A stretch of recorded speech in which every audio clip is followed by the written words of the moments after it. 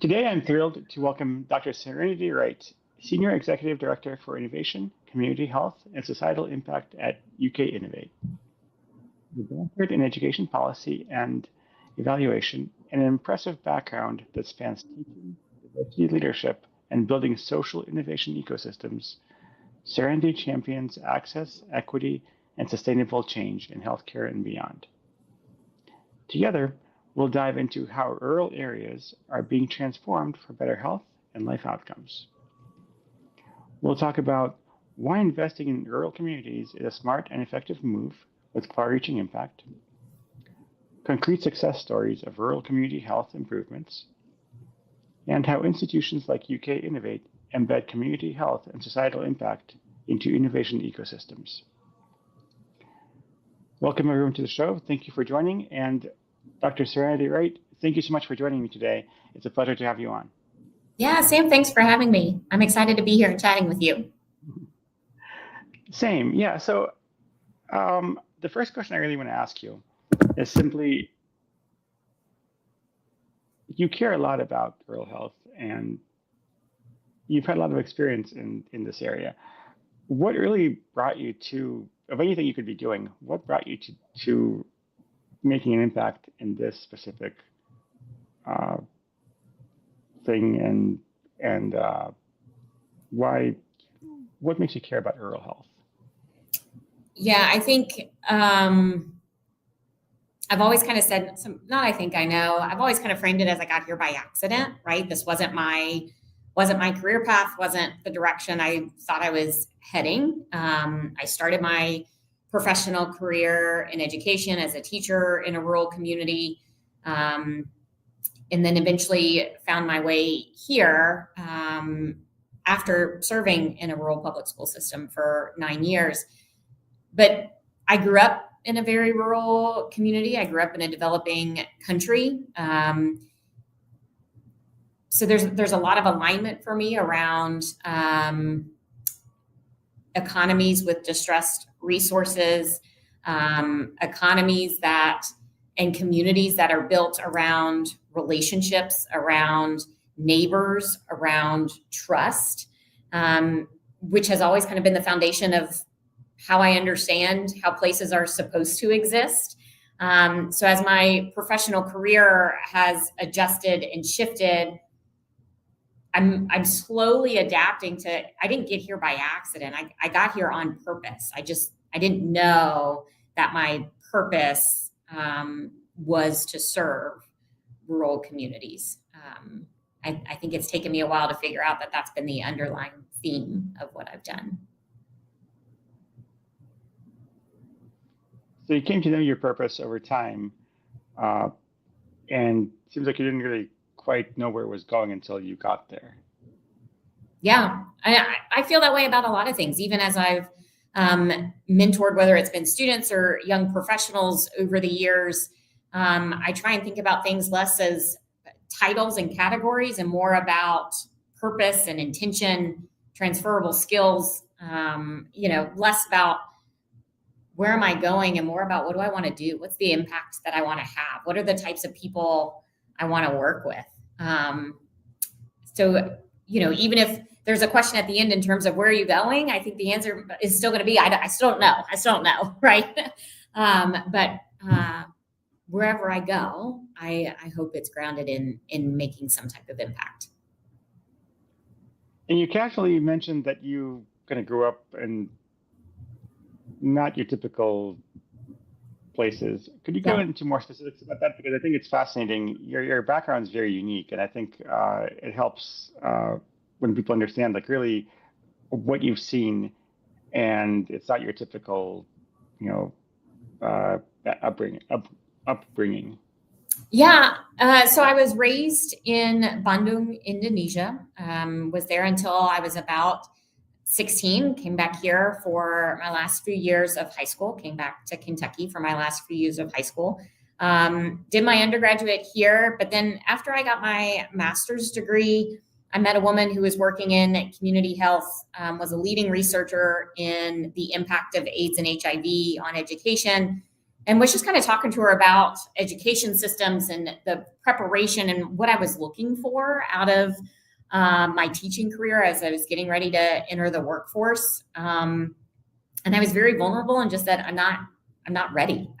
I don't know that I want to do this.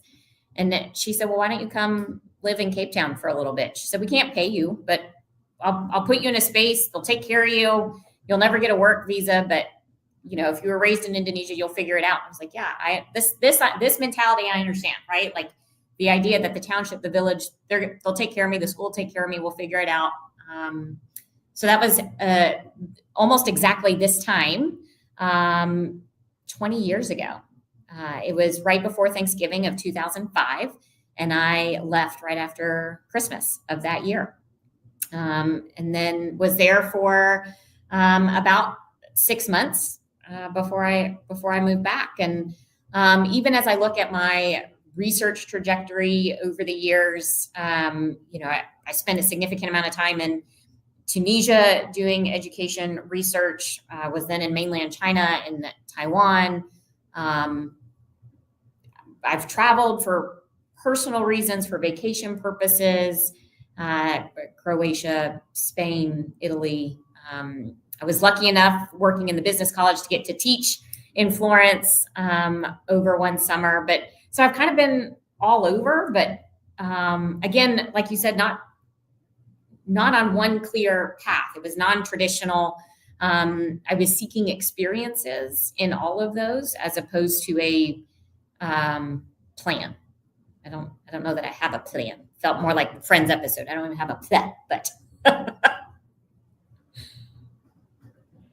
I love the pop culture reference. So, okay, so you've seen a lot of places. You've seen how things are done in different places, and probably what to do and what not to do.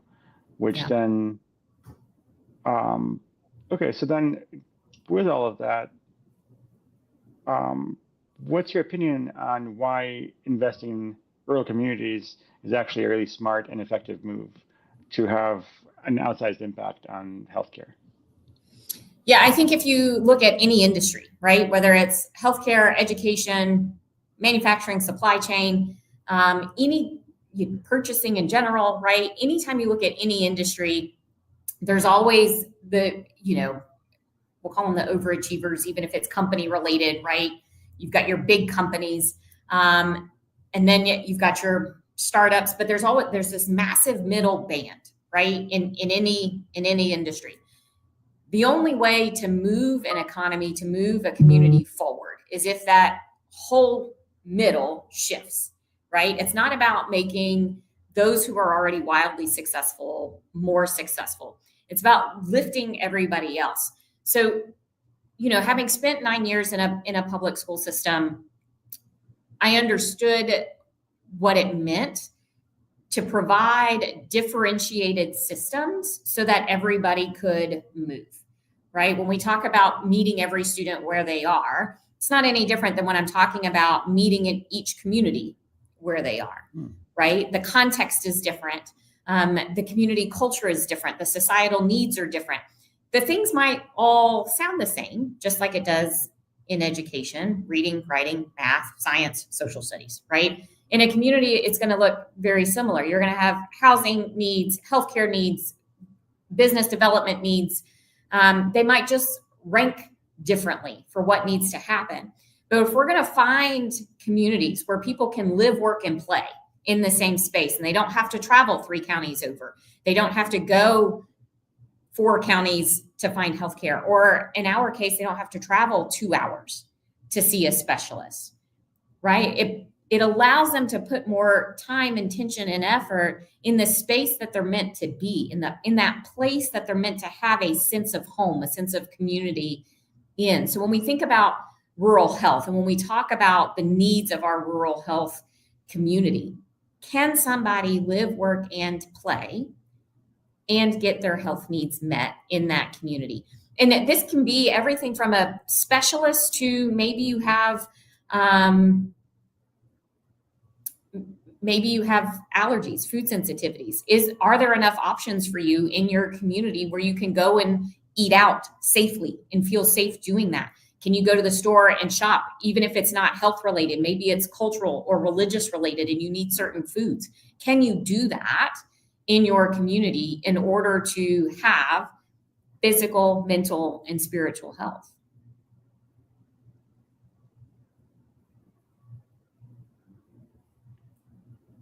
I like how you said that communities aren't, or essentially communities are very similar to students in a class where each one's different and has their own needs, and to really be able to help them, you have to meet them where they are, not for them to meet you necessarily where you are. Mm-hmm. Right? So I think it seems like that approach is kind of missing in a lot of times, because it's we don't always give the resources to meet people or communities where they are. We expect them to kind of rise up to the challenge, so to speak, without actually giving them anything to get there. Yeah. I think we're seeing that more and more now. I think COVID and quarantine was a great example, right? Everybody shifts to online school, online working, online whatever. Or you couldn't go into a physical space, or you had to wear a mask, or you had to, right? The rules changed quickly. How we functioned changed quickly. But what we saw was not everybody had the opportunity, had the access to be able to adjust, right? You saw community centers putting hotspots in their parking lots so people could go and work there. But I had to take my own kids to a nearby grocery store for a week because the internet had been cut out in our neighborhood. We couldn't get access. And we literally laid on the ground outside this grocery store because that's where we could get access. And that's where all three of us could plug in, and they had external outlets. So that's where we went. I have pictures of us sitting in restaurant parking lots with the trunk door open because they had Wi-Fi, and that's where we could do school and work, right? We figured out, we learned whether or not and who could adjust to the external pressure, right? So when we think about community health, and we want it to be contextual, we want it to be community-based, what we're seeing now with a lot of technology conversation, a lot of AI conversation, is you get some dismissive comments from folks, right? Well, the technology's there, they just don't use it. Well, okay. Well, when's the last time you drove through the Appalachian Mountains? Because I can't send out a text message with my nationwide plan, let alone use a remote pulse ox, right? Or a Bluetooth pulse ox. Like, that's just not going to work. I've been in homes with carpets uniquely laid on the floor and thought, that's odd placement there. I have zero fashion sense. I certainly have no design sense, right? So, but if I notice like that's odd, it tends to trigger a little bit more for me because that's not a skill set I have, right? And what I learned in those homes in the mountains is that those rugs are covering holes in the floor, and deer pop up in between there. So as we think about remote patient monitoring, and we want to deploy that as an option for community health, so more people have access because they can't do the transportation to get in, or they can't afford to miss work to come into a physical site, they've got bigger issues than whether or not they have consistent wireless access, right? So to your point about this is being forgotten, we're forgetting not just that we need to listen to the community for how they're going to adapt to something, or are they going to adjust to something, or why they are so averse to certain things related to health and healthcare. We also have to ask, what are you willing to do? What steps are you willing to take, right? And there have been some really solid examples that have gotten national attention in the rural health space over the last couple of years, because it's about care and it's about people. It's not about just deploying something rapidly out into a community. It's about what they know will work in the community because they've built a relationship with the community. They're listening.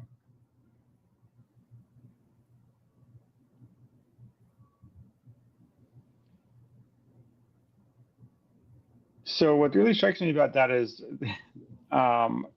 when you mentioned like holes in the floor that like wild animals pop up through.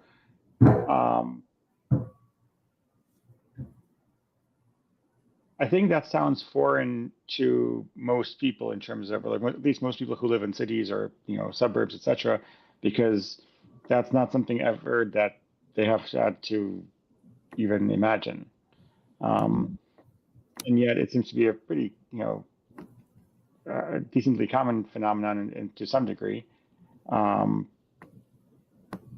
or at least in rural areas, and that's not something that any politician or any tech company, et cetera, ever talks about. Hey, we're going to patch holes in floors. They talk about, okay, we're going to, like you mentioned, get them full socks or get them remote device monitoring, et cetera, or remote health monitoring. So, but it's not really sexy to talk about like holes in the floor because like there's no metrics associated with that. Like, it's so how do you, is there, I mean, as you mentioned, it takes people who know the area and the environment there to really help kind of tune that,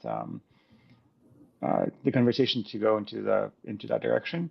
And it seems like you've had some examples where you've seen where people have been really thinking about it the right way. Mm-hmm.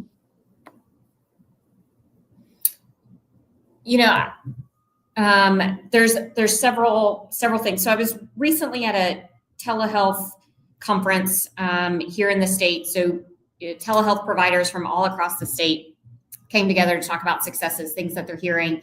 And there was a pharmacist who was talking about deploying some type of remote patient monitoring, and she was getting crazy readings, right? And it was clearly demonstrating that this person was in distress or something was happening, right? So she sends an ambulance to do a welfare check, right? Because she's, by the numbers, this person is clearly in distress. And she got a very frustrated phone call from that person. How dare you send somebody to my house? How dare you check on me to use this information in this way? I was fine. It wasn't me. The thing was glitching, and poor thing. She's like, well, how was I supposed to know it was glitching, right? We're trying to do what's in the best interest of everybody, and we're checking. Well, the next day, the woman calls her back and she says, I've never actually had somebody care enough about me to call. I've never had a provider care enough to check in. Regardless of the program, the opportunity, the initiative, it has to come down to caring more about the patient. It has to be grounded in patient-centered care than it is in a billing code. And from a broad perspective, I think that's the piece that we're forgetting, that's getting missed, is that it has to be about the patient. It has to be patient-centered. And it can't just be about the billing code. And so, you've got we're an academic medical center. We have several initiatives right now. It feels like we've got 3 different departments working on community health out of UK Healthcare, but they're driven in very different spaces, right? So one is very much geared towards value-based care. One is geared more towards community-based initiatives in order to help with social determinants of health or non-medical drivers of health. My team is more about innovation and scaling these programs, initiatives, and growing them to make sure that they're impactful and that we're effectuating the impact of these programs. And so we can do those things, and we have the resources to do them well and to work with our regional partners to do that, right? And one of the ways that we're doing that is leveraging the trust systems that are already built in our community. So working very closely with our nonprofit partners, with our extension agents. We've got support. We've got offices in all 120 counties across the state. So how are we supporting community health needs through the folks that are on the ground? How are we sourcing the information from people who are there, who are living in those communities, and who can understand and help us? It's more than just community-based data, right? It's the contextual clues that you don't see in between the lines of numbers. It's about the person who's on the other side. I work very closely with our partners out of Appalachian Regional Healthcare. They're the largest healthcare system in Eastern Kentucky.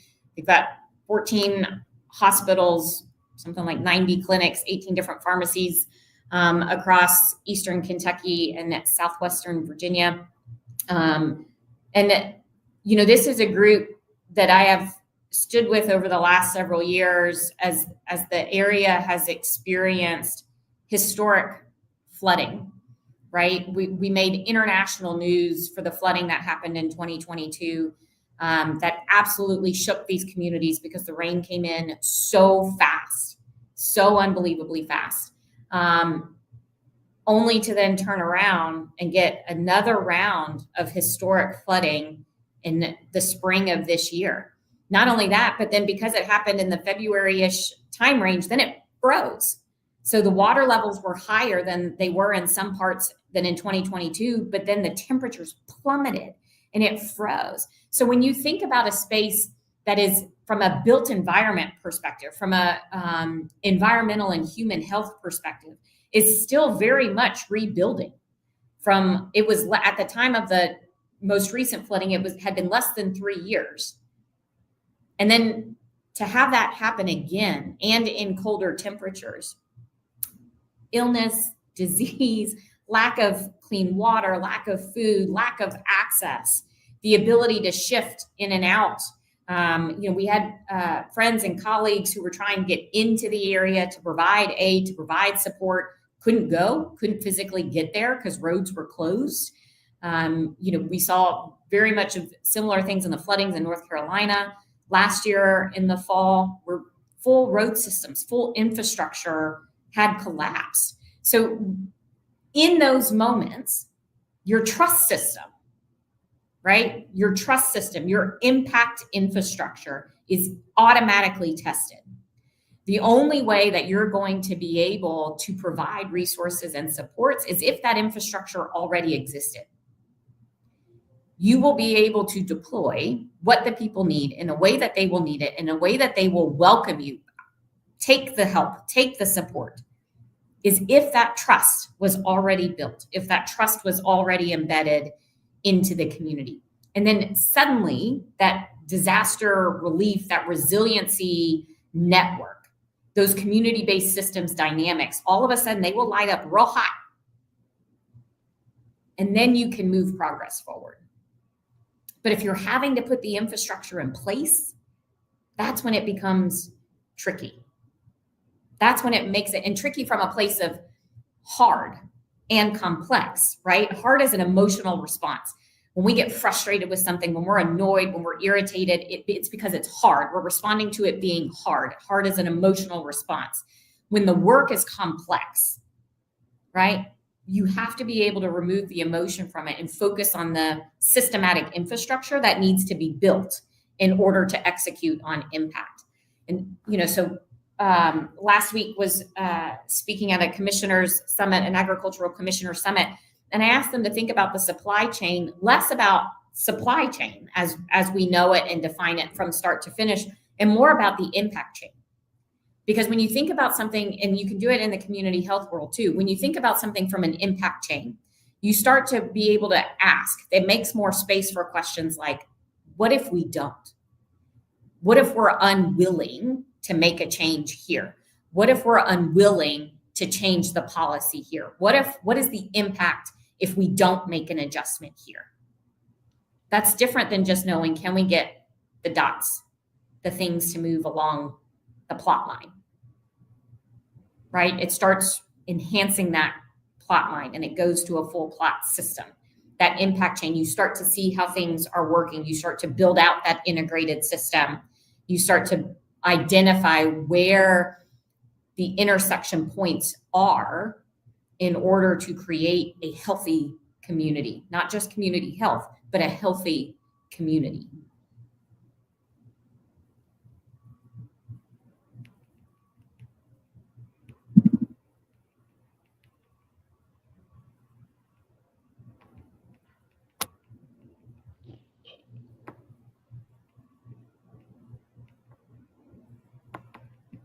So I think that's really profound, actually, because that's not something I hear usually. And that's one. I mean, it sounds obvious to have trust-based infrastructure in place, but it's not obvious in terms of it's not actually. It doesn't seem like it's in existence in very many places. Mm-hmm. Yeah, I think. Not I think. I know this to be true that people dismiss the core foundation of trust. People dismiss how valuable it is, right? Very similar to any relationship or partnership. If the perspective is, well, they need us, so therefore it will happen when it happens, that's not a trust-based infrastructure, right? That's a needs-based infrastructure. And being clear about what the purpose is and what the intent is changes how strong that integrated system is, right? So when I think about, for example, my partners with Appalachian Regional Healthcare and the approach that they've taken to diabetes programming, their food as health initiatives, this really stemmed from what is in the best interest of our community. And if the best interest in our community is to have healthy access to food, is to have programs where people are moving together, doing those things together, getting outside for mental health reasons. There are all these things that we know to be true, right? Healthy eating, get outside, walk, breathe for physical and mental health. We have to make space and time inside of our own hospital system to do those things too, right? So they do it with the community, not for, not to, not at, right? Those are very different prepositions. At least I think they're prepositions. I said that and I don't actually know what figure is. I think it's preposition, right? But it's with. And that's the piece that gets missed. And I would say this is true in any business venture. If you forget the value of the perspective of your client or constituent or that person that you need to engage with you, is that if that is not always at the core of what you're doing and why you're doing it, in order to drive then how you are supposed to do it, right? Both of those things should drive how you do it. Then it's not going to be successful.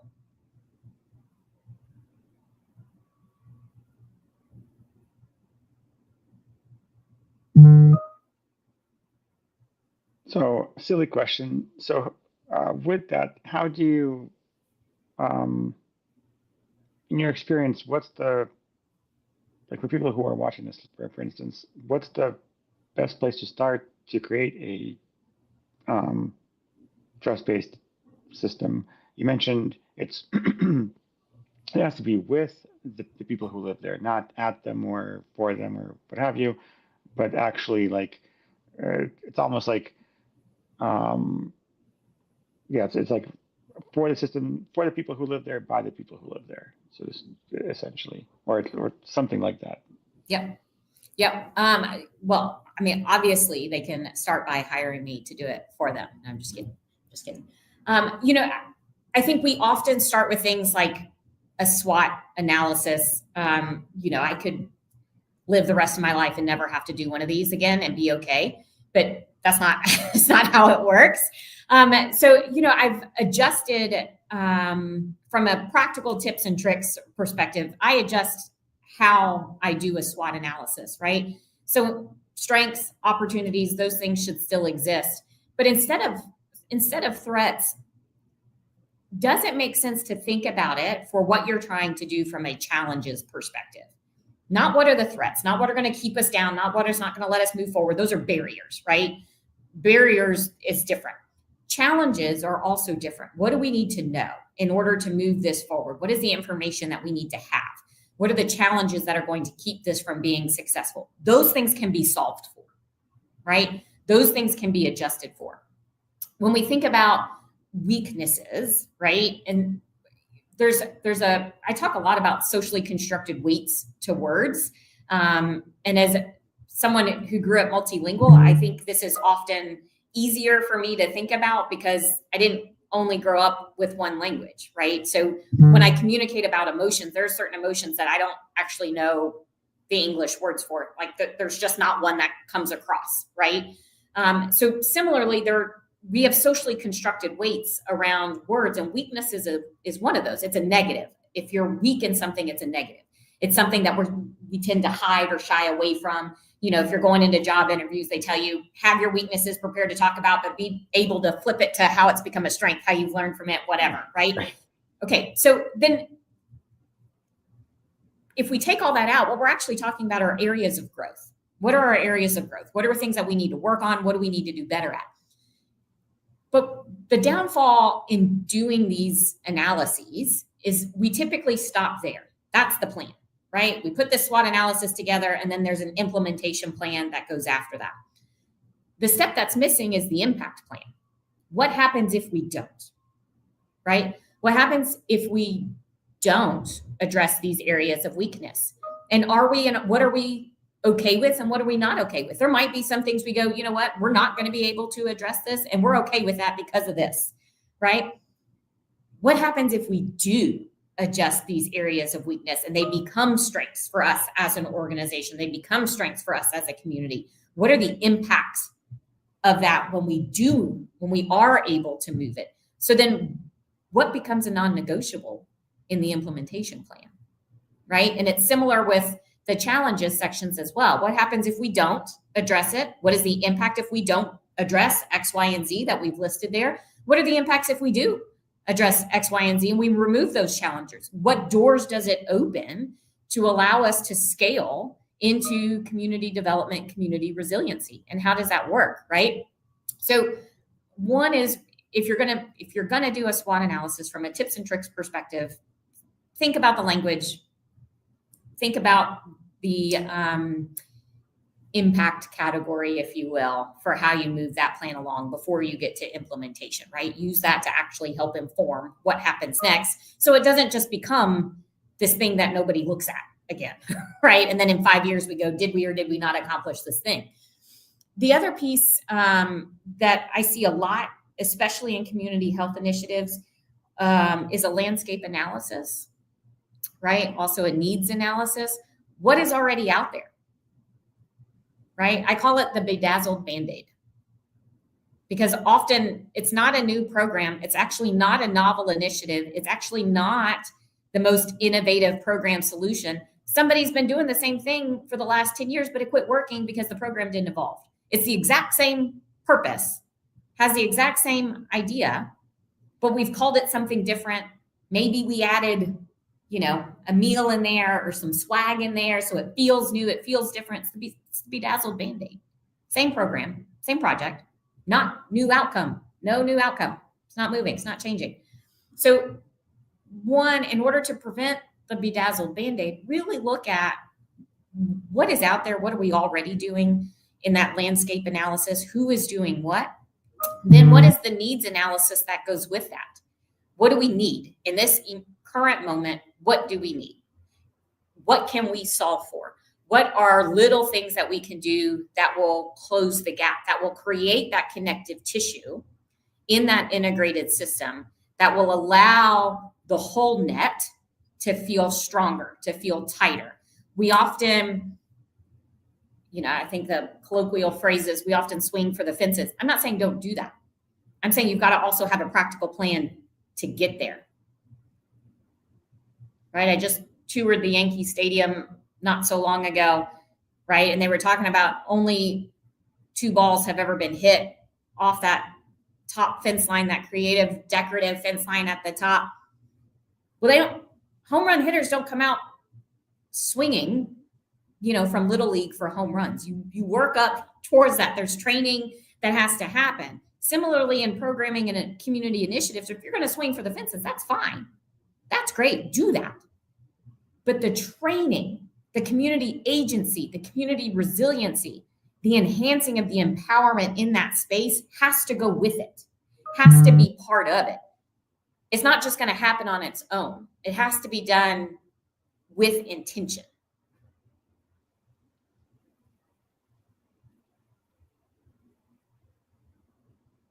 So do a SWOT analysis, but for the love of God, do it differently.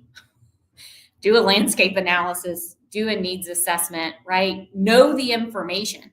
And it's not just about collecting data, right? It's not just about gathering, right? We're not chipmunks or squirrels. We're not just gathering this to let it sit somewhere, which is often what happens.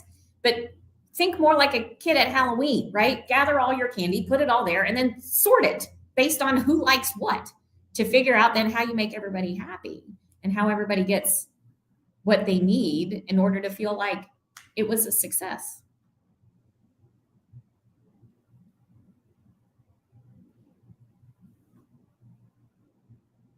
I love that analogy. I think it's very appropriate, honestly.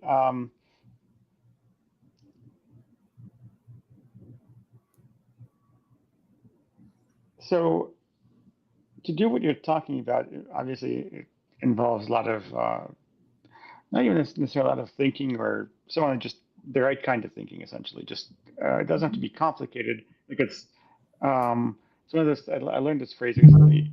It's not. It's complicated. Sorry, it's complex, but not complicated. Mm-hmm.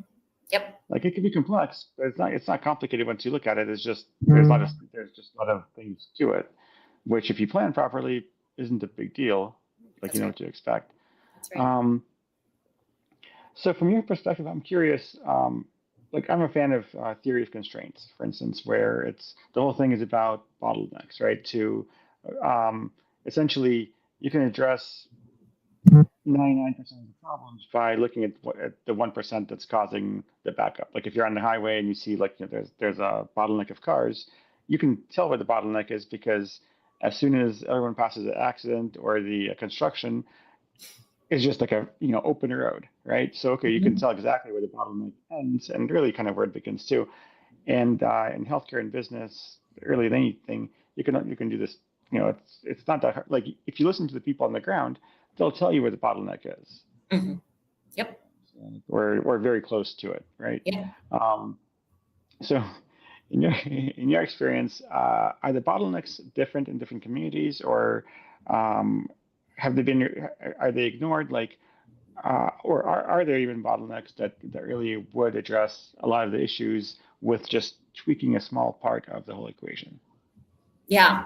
So I love this because nothing annoys me more than hitting one of these bottlenecks in traffic and then being like, yeah, that made total sense, right? But categorically, I mean, you already named it, right? Categorically, it's construction, accident, somebody got pulled over, and we're all trying to be nosy about why they got pulled over, right? Which you can't tell, but we're all looking to see if we can, So I would say similarly in community development, in community health, the bottleneck categories are the same. They have a lot of overlap, right? Jobs, housing, childcare, affordable childcare, right? There's, from a categorical perspective, there are a lot of overlaps. I think there can be some consistency there. Every community is going to have its own unique pieces, right? But the top parts, your main, I would say your top 5 categories are probably the same across many communities. Now, contextually, this is where it gets different, right? So if you think about it like a puzzle, people often think I like to do puzzles because I like to problem solve, and that's like a thinking puzzle. Therefore, I would like to do a puzzle. I hate puzzles. But if you were to think about it like a puzzle, right? The picture may be the same, but the pieces are shaped different, right? And it's the same with bottlenecks in community, particularly for community health. So most of our communities in Kentucky, based on a community-based needs assessment, the health departments all do their own community health assessments. Cardiovascular disease, diabetes, mental health, these always make the top of the list. Obesity, these always make the top of the list of basic health needs in our communities. Why they're that way and how we solve for them, though, are different. So again, the bottleneck categories might be the same, but what works in Western Kentucky if we talk about movement as a way to address cardiovascular disease, obesity, mental health, that's going to look very different in the western part of the state than it is in the eastern part of the state. There are lots of counties in the eastern part of the state that don't have a gym. So if they're prescribed to walk for whatever reason, there actually may not be anywhere for them to walk.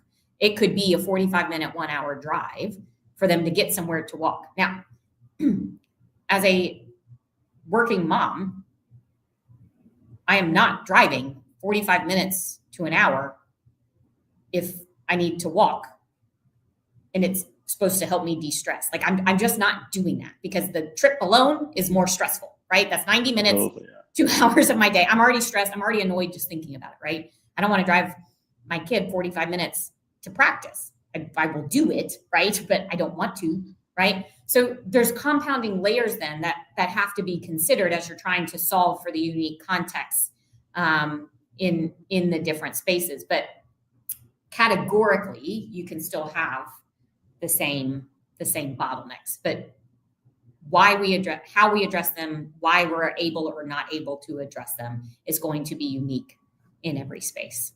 So, you kind of closed your question with, can there be a little tweak then? Yes, I think there can be a little tweak if there was a framework, that framework can be tweaked for each community then.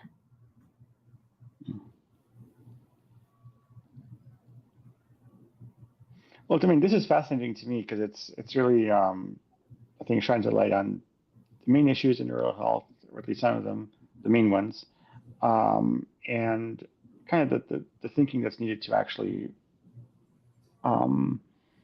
help resolve those issues from combining analysis, combining SWOT analysis, for instance, with like a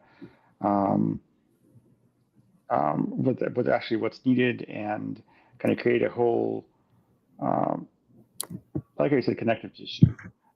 Or like, instead of having a bedazzled Band-Aid, essentially, and just kind of tweaking something that doesn't really need to be tweaked, that didn't work before, it's not going to work now. Actually make it meaningful, and to do things with intention. So that way, if you want to swing for the fences, that's fine. If you have the background, you actually know how to get the ball from point A to point B, and not like, either strike out or essentially just like, swing it into the like a foul ball. That's right. Or hit someone with it, especially. There's a story I read yesterday about how a baseball player hit the same person in the baseball stadium twice in consecutive swings, and it was bizarre. So we want to avoid that. Yes, that poor person. They became friends afterwards, so it worked out. But, I hope they got a swag bag or something. Yeah, anything any other thoughts that you would like for the audience to know before we close out our podcast here? I think I would just reiterate the listening, right? And being intentional about listening and making sure that you're hearing what your communities are communicating, right? Listening and hearing are not the same. I can sit and listen and go, and then still come back and tell you this is what you need to do. I wasn't actually hearing you, right? I just sat quietly while you talked, right? So hear your communities, hear them, hear what people are saying, engage with them. Often people tell me, we don't have time for that. We need to move. We can't afford to. If that's the place that you're at, you've missed the mark, right? There's no reason why we can't stop and hear, can't stop and listen. There's always going to be external deadlines. Maybe there really is a grant, or maybe something really does need to change, council, government approval, budget approval, whatever. Maybe something really does have to move right now. Fine, make it happen. Pull on the levers of the people that you do know in order to help you do that. But learn from that, pivot, grow that network. Right? It should be constantly evolving. It should look like, the game that I think everybody played in gym class in elementary school, the blob cap.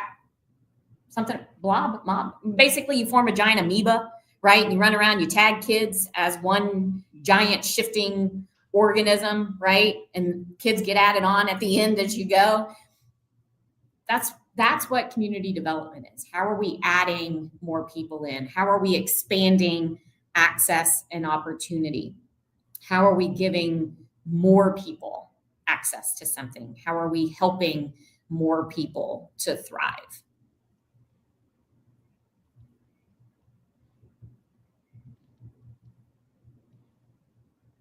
Something you said about what you said about listening kind of struck a nerve. There's one of the podcasts I watched. There's a guy named Chris Voss, who's a former hostage negotiator for the FBI, and he says he mentioned something like never be so sure of what you want that you wouldn't accept something better. Mm-hmm. Yep. And so, like, if you listen, then you're so sure of what you want that you're gonna, essentially force it on the community or whatever. That's right. No matter what. Versus like the community is screaming, "We don't want this. Here's something that would work better for That's us." Right. And Yep. you're like, "Yeah, this is the money I have. I'm going to throw it in That's the way right. I want." Yep. Yep. Nope. That's a great summary. Well, Dr. Wright, thank you so much for joining me. This has been really fascinating, and I love all the insights. There's a lot there, and really, actually, I think provides a pretty good starting framework for people who are interested in this to actually, at the very least, learn more about it and how to really. It doesn't seem complicated. Again, it's really just a stepwise process to get from point A to point B and really help the communities that you're trying to help, and not get in the way of that at the same time. Yep. Absolutely. Always happy to chat. Sam, thanks for having me. My pleasure. Thank you, everyone, for joining us.